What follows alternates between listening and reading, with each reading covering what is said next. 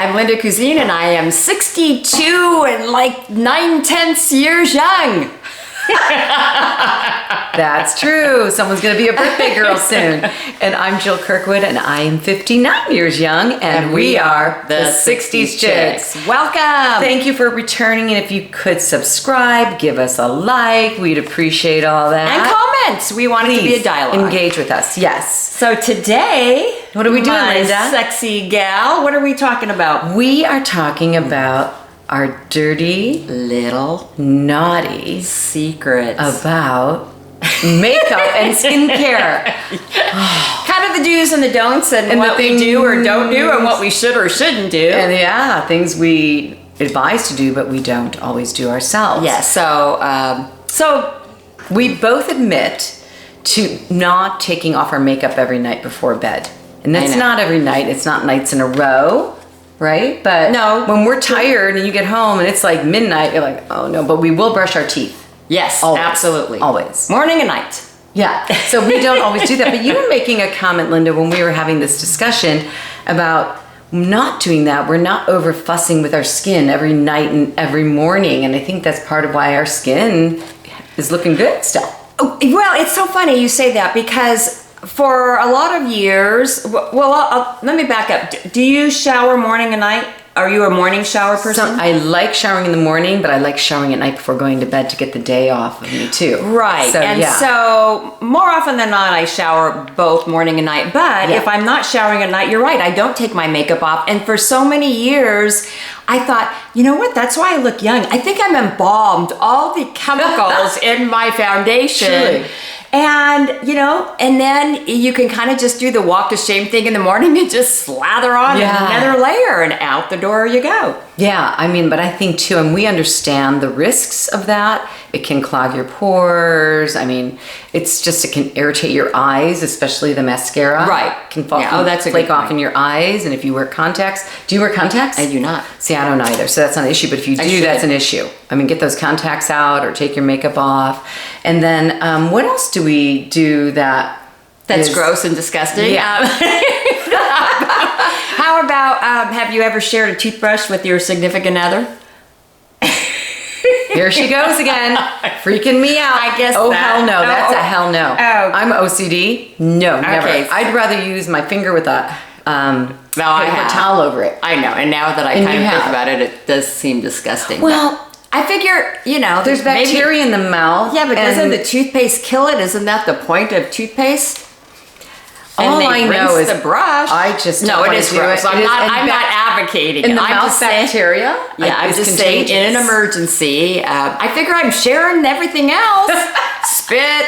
I guess if you had other things. I still know. No, I cannot say one person I've ever been with have I shared their toothbrush. All no. Right. Okay. What about else is shaver, razor? And what about it? It's equally as gross. Seriously?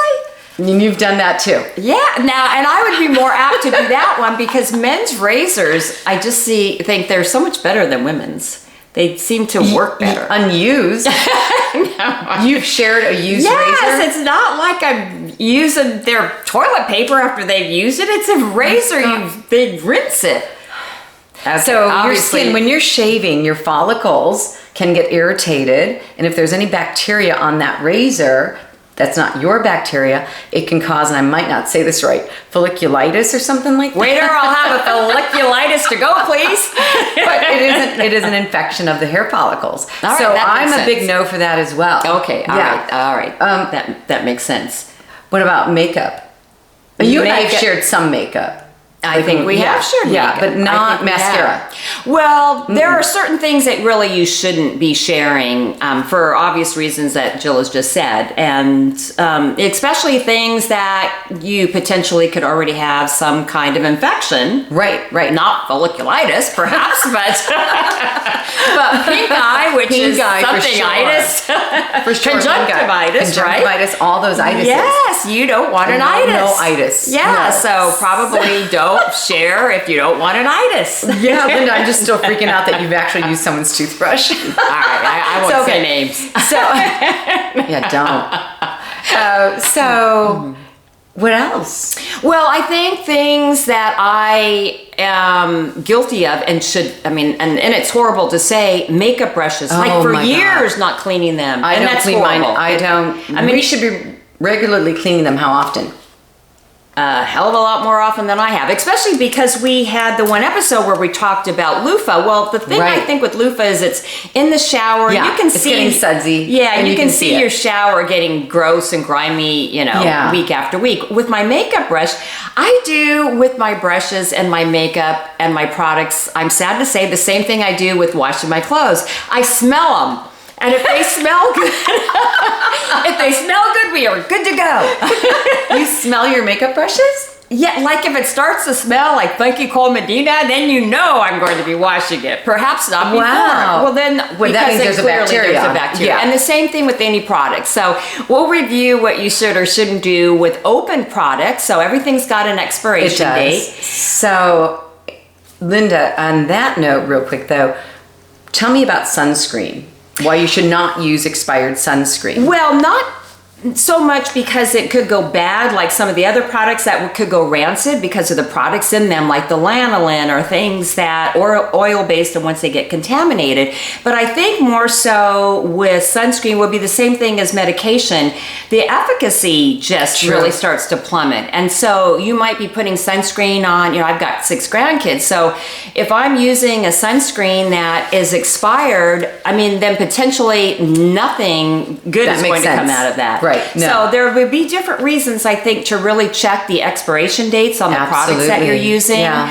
Some have a much longer shelf life. Things that are going to be cream are going to expire a lot more quickly than things that would be powder-based and not have then the active ingredients. And then the serums as well. Anything with a dropper you're putting your finger to is constantly exposed to more bacteria than like a pump. Correct. So you want to watch that as well. But we did research this, and we went to healthline.com because they had a great segment on it. And there's this thing and I did not know this, and you did not know this, and we checked it out, and it's true. There's something How is it we did not know something? Exactly. They call it a POA, period after opening symbol, that's printed on makeup. And you'll see a symbol of an open jar with a number and an M. And that number indicates how many months you have between the day you open it and the day it expires. And sure enough, you checked it. Right. I have this little eyeshadow, and I'm not going to hold it up to the camera because my nails need to be done, and they look horrible.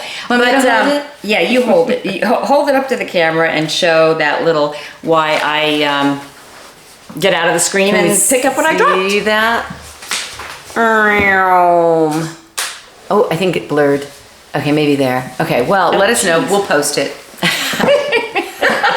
But so there is a little picture on there of an open container, and then it said 24 months. Yes. Which is on the longer side because that would be it's powder, and so it's eyeshadow.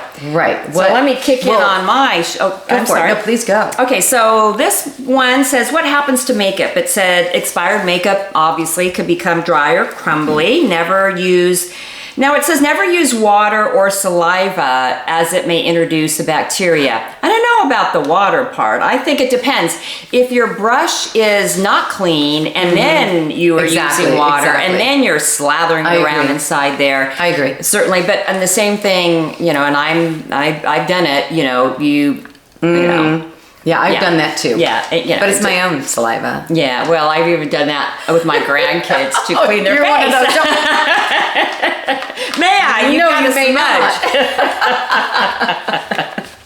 So what else? And it says that expired makeup also starts to harbor bacteria, which can lead to acne, rashes, staph infections, and styes in your eyes. So that would be, hazard zone, I would think, certainly the eye area. Yeah, I remember a horrible story. A friend of mine was a nurse, and a young woman came in with an infection after getting Bikini Wax. and it was so bad. And this was years before they actually regulated all the salons.